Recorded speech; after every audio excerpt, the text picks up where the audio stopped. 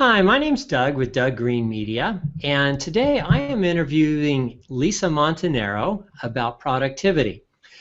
Lisa, welcome to the Hangout here. Hi. And we're using Google Hangouts, which is a great way for interviewing people and doing live casts and all kinds of things. But I'm here to talk with Lisa about productivity. She's a productivity expert, and specifically in getting more done in less time and getting the right things done instead of the wrong things. So I just a little bit of background. I first met Lisa at the Sacramento Speakers Network about 2 years ago when she first moved out to California from New York. And when I saw her speak, there was just like this, there was a crispness about her delivery, and you could tell that she just kind of had it together. She's a former lawyer, and she's a productivity consultant.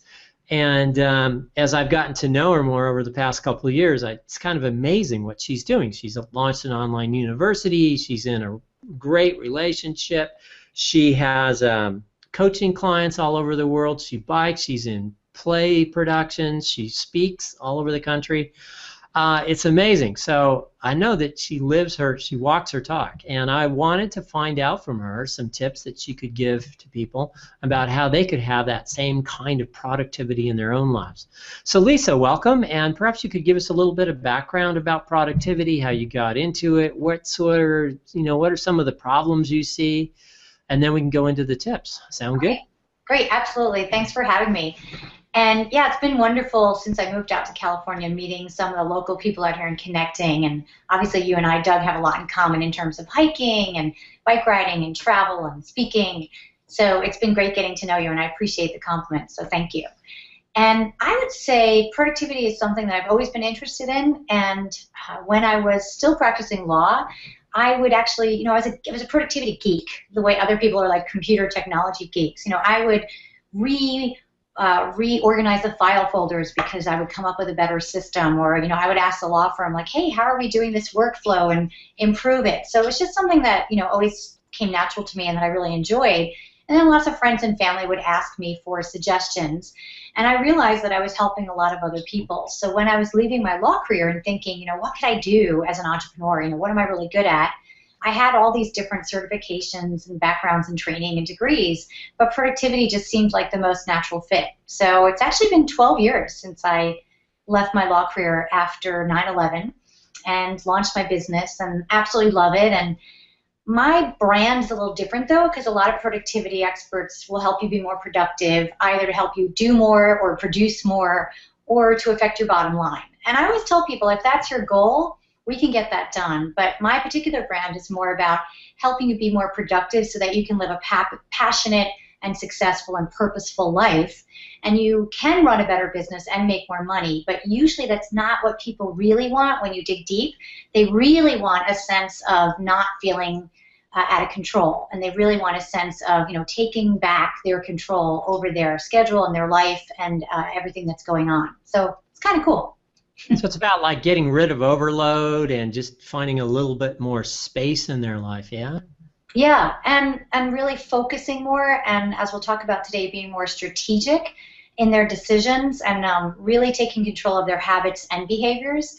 Because a lot of people know a lot of things. Like, we all know about productivity, but we don't always do those things. Mm-hmm. So what I try to help my clients is to move from knowing to doing, and to be a lot more intentional and purposeful about all their decisions that they're making. And a lot of people get obsessed with the tools. Like, oh, Lisa, show me all the new gadgets and the new productivity apps. And there's a place for that in productivity, of course, but usually that's like putting a Band-Aid on it. Like, here's a new app. But if the person has really poor habits to start with and doesn't have a good relationship with time management, then the app isn't really going to cut it. So. Okay. Anything else you want to add to that before we go into the top 5 tips? Sure, absolutely. So I came up with this concept of crazy busy is a badge of honor now in our society, and it shouldn't be. So I've noticed that a lot of people are engaging in a contest. And so let's pretend that you and I saw each other at the Sacramento Speakers Network. Maybe I say, hey, Doug, how are you doing? And you say, oh, Lisa, I'm just crazy busy right now. I mean, things are just, out of control, and I'm running around like a chicken without a head, and I'm not getting any sleep. And most people are saying that now as if they're boasting. So it's really sort of a sad, it's a little bit of a sad element to our society right now, that people are sort of trying to one-up each other to see who's busier and who's more out of control and who's getting less sleep. And I really try to help my clients and my audience members when I'm doing speaking realize that that's not a badge of honor that you want to win. You don't want to be the crazy busiest, because that really means that you're not taking control. So what I'm going to try to do today is use 5 tips to teach people to have proactive, positive productivity. So really kind of not falling into the crazy busy side, because that's just not a great place to be in. Positive, proactive productivity. That's nice. I like the way those words go together. All right, well, why don't we start with the first one? Okay, great. So let me just pull up my handy dandy little 5 tips here. And of course I know the first one, but want to say it the right way. So the first one's a little provocative or controversial. I like to say to people, time isn't the problem, you are. And here's what I mean by that. We have to examine our relationship with time. And one of the biggest things we do without even realizing it is we blame time itself as opposed to blaming ourselves and our habits and behaviors that need to change.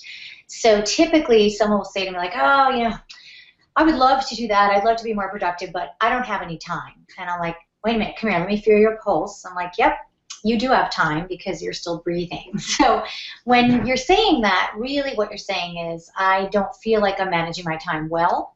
And it should be a little bit of a sort of antenna going off for you. If you find yourself saying that often, like, oh, I don't have any time, then reframe that and say, okay, clearly if I'm saying that, it means that I'm feeling a little out of control right now, and I need to examine my time management, and I need to examine what I'm doing with my time and why it's not in alignment with my priorities. So I like to tell people that time isn't the problem, you are.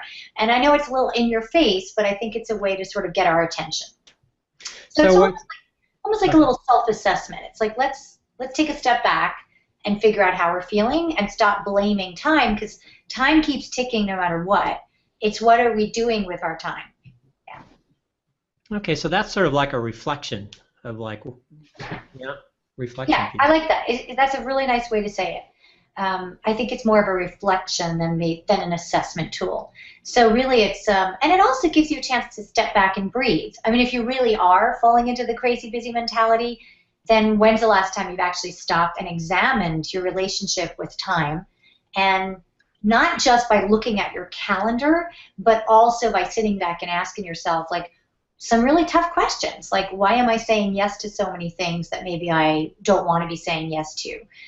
Why do I overschedule myself?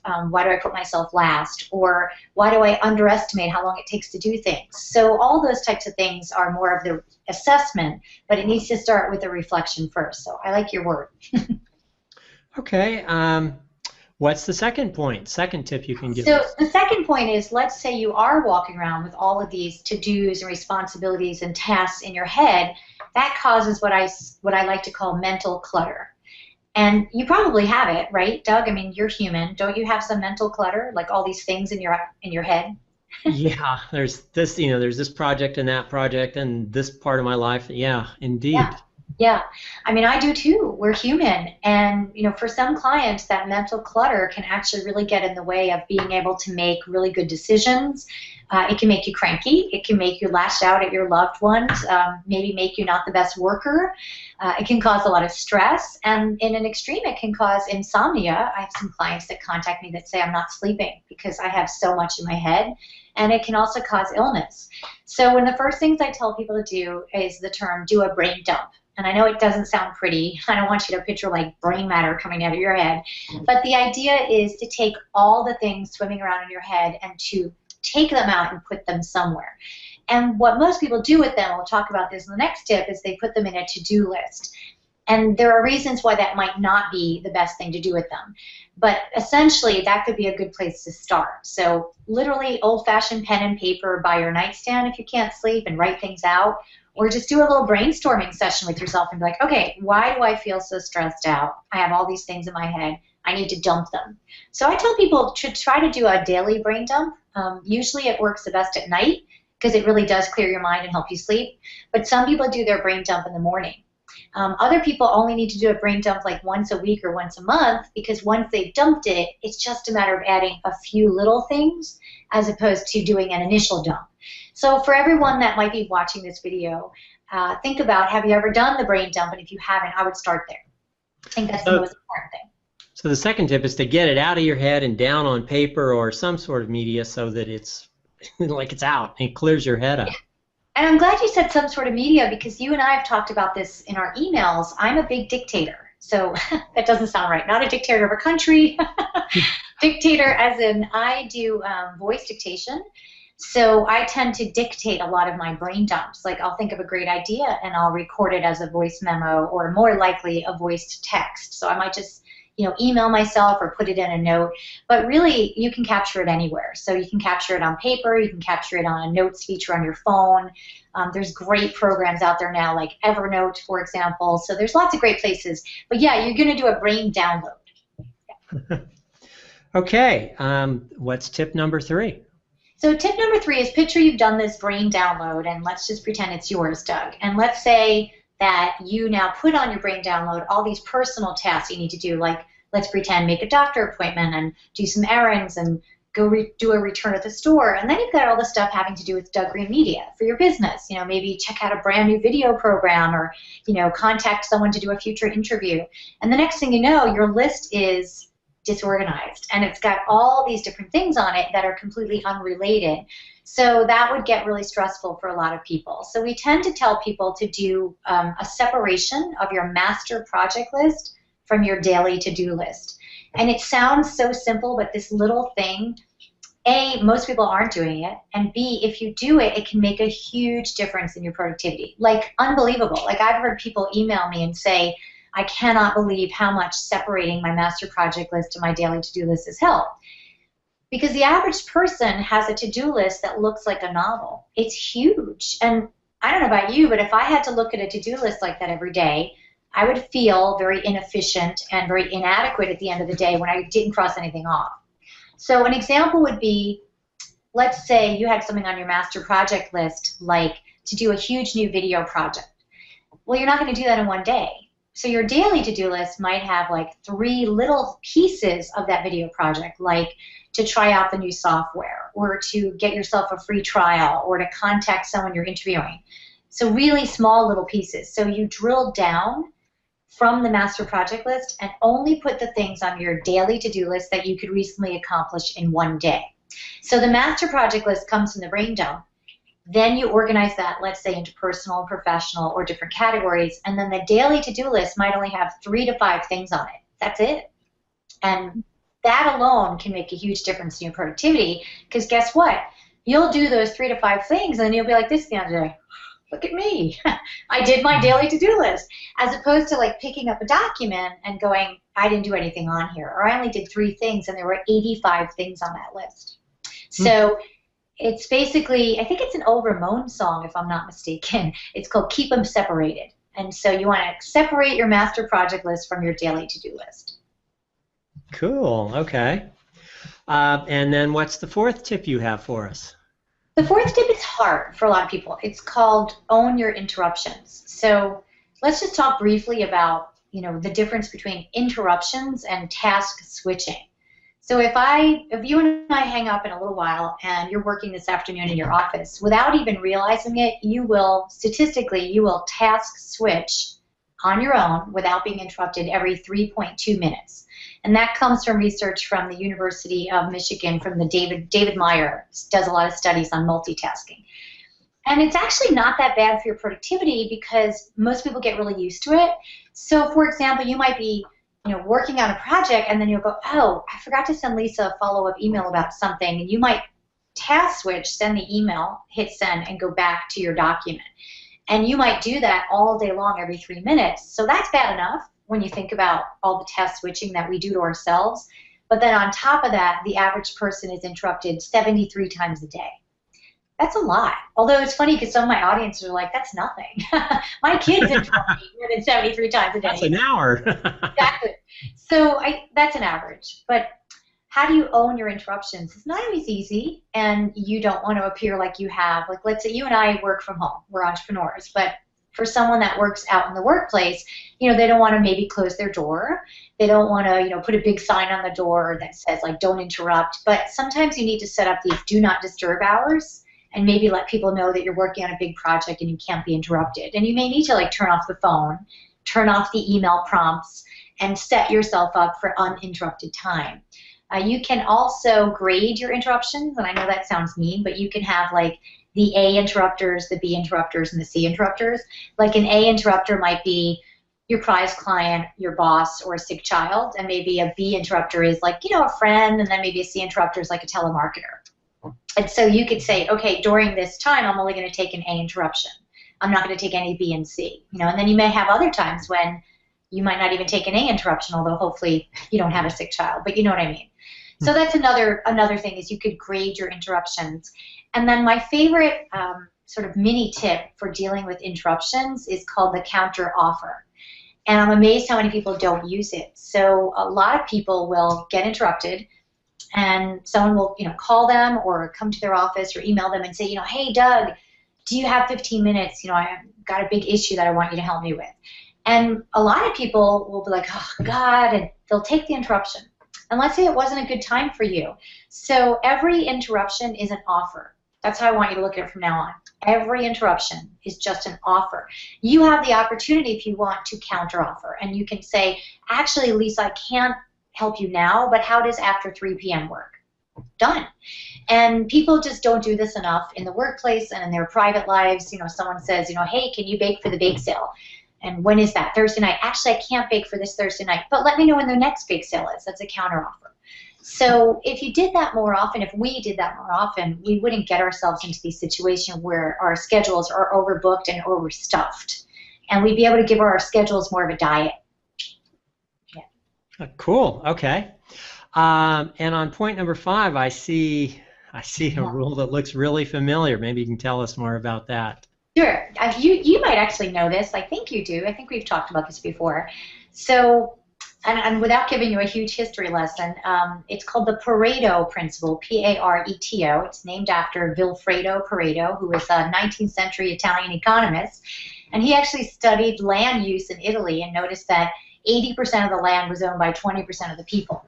And then in the 1940s, I believe, maybe the 50s, Joseph Uran, I think it's J-U-R-A-N, used it and applied it towards business and economy in America. And it now is known as the 80-20 rule. And that's how most people know it. And a lot of people hear it thrown around, but they're not quite sure what it means. It means that in any grouping of items, that 80% is usually irrelevant and 20% is relevant.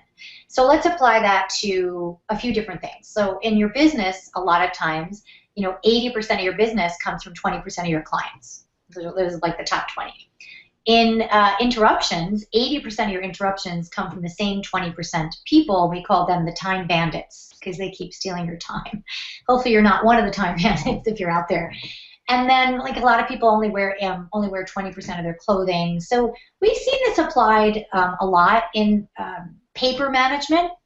20% of your paperwork is relevant. 80% of all the paper that's saved anywhere in any file is usually irrelevant. It's pretty incredible.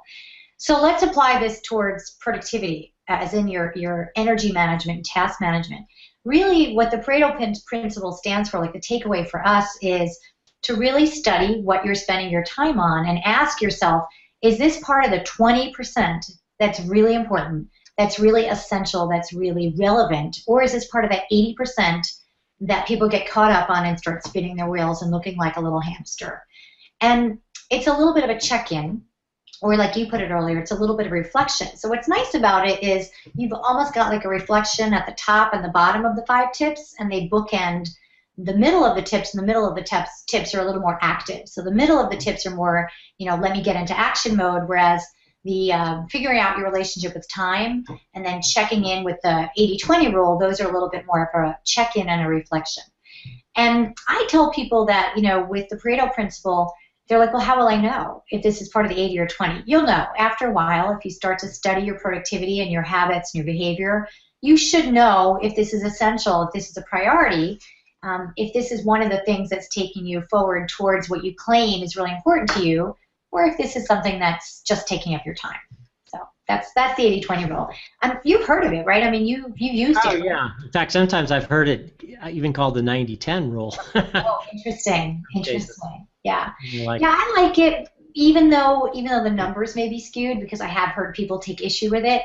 I don't think it's supposed to be a hard and fast rule about the percentages. It's supposed to be more of just letting you think about what is essential. And usually it's a pretty small amount, as you just said. It could be 90-10, it could be 80-20, and it's really powerful when you watch it in action. When people start to get it, they're like, wow, actually, Lisa, I looked at my brain dump, and as important as I thought it was, and it's been swimming around in my head, when I actually examined it and then pulled out what I would do on a daily basis, I actually was able to get rid of 60% of it or something. So it's interesting how much we crowd ourselves with, and then when it really comes down to it, physically, things that we buy, consumerism, material possessions, and then all the non-physical things, our tasks, our to-dos, our responsibilities, when you really drill down, a lot of it's not essential. Okay, so those are the 5 tips, and I'm just going to recap them. The first point is time is not the problem. You are. So reframe your thinking about time management. Tip number 2 is do a brain dump. Get all these different things that are going around in your brain that you need to do and you're thinking about, and get them outside of your brain, whether you use paper media or digital media. Just get them out so you can clear your brain out. Number 3 is with your to-do list, keep them separated. Don't intermingle business and pleasure and this and that. Just keep them really separate and clean so you can really see each project on its own, each list on its own. Point number 4 is own your interruptions. So make sure that you become mindful of them, become conscious of where you're spending time away, and then once you've caught their attention, then take steps to deal with it. And the 5th one is to use the power of the Pareto Principle, otherwise known as the 80-20 rule. 80% of your business might be coming from 20% of your clients. 80% of your results come from 20% of your work. So make sure you're working on that 20% and not the 80%. Is that a pretty good recap, Lisa? Yeah, that's great. It's actually really fun to hear someone else say them. And also, what I love about what you just did, and what everyone can do after they've listened to this, is make them your own. So everyone will sort of filter this through their own life, their own productivity challenges, or maybe they're not challenged in one of these areas. So, reframing them so that they make sense for your life and your productivity actually works really well. So it's kind of fun to hear you say them slightly different than maybe the way I worded them, because you're already making them yours, which is cool. Mm-hmm. Well, hopefully they'll get me some results. I'm counting on it. So I understand, too, that you've got a way for people to follow up with you to learn more about this. Absolutely. So if you go to lisamontanero.com, and it should be on your screen, and then also I have an online university, which is really neat because I offer group coaching programs in different areas, and that is lmguniversity.com. And one of the best ways to stay in touch is I'm a huge social media fan. I'm a huge user. Of course, I use my time management skills to not be on there too long. But you can find me as Lisa Montanero pretty much on every social media platform. And if you want to become a member of my online community, then you can actually go to lisamontanero.com/toolkit. And I have a really wonderful interactive multimedia toolkit. So you get 2 audio programs and an ebook, and it's called Achieve Powerhouse Success with Purpose, Passion, and Productivity. And it goes a lot deeper into some of the things that we were talking about today. And that way you get to be a part of my online community, but also get this wonderful toolkit to keep for years to come and hopefully put into action, as you said, so that you can see some results. So. Great. Thanks. So that's lisamontanero.com/toolkit. Okay. So anything you want to say in closing? Sure. I think I just want people to be really cognizant of the language they use, because language is really powerful. And so I'm going to ask you all, a little call to action here is to take the words crazy busy out of your vocabulary.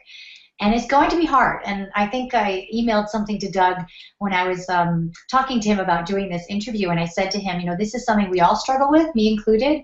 And I have to catch myself at times. Like if I say something like, oh, you know, I'm really busy this week. I'm like, don't do that. And someone said to me, like, why? I think busy has some negative energy around it. So I like to use terms like, I have a really full schedule this week on purpose. Like I've booked up a lot of clients and I'm really excited about it. So you can call it sort of the half full versus the half empty mentality. But I like to say to be more positive and proactive about your productivity. And so if you catch yourself next time saying, oh, I'm crazy busy, first of all, be like, oh, that Lisa, I'm going to kill her because now I can't say that anymore without thinking of it. But also just to reframe and ask yourself, what are you really thinking here, and to take back some control. So that would be sort of my call to action, would be to first change your vocabulary, because you will change your behaviors eventually, but you can't really change your actions until you change your behaviors and your mindset. So I would focus on that first. All right. Lisa, thank you very much for your time today. Thank you. Thanks for having me, Doug. It's been a lot of fun. I appreciate it.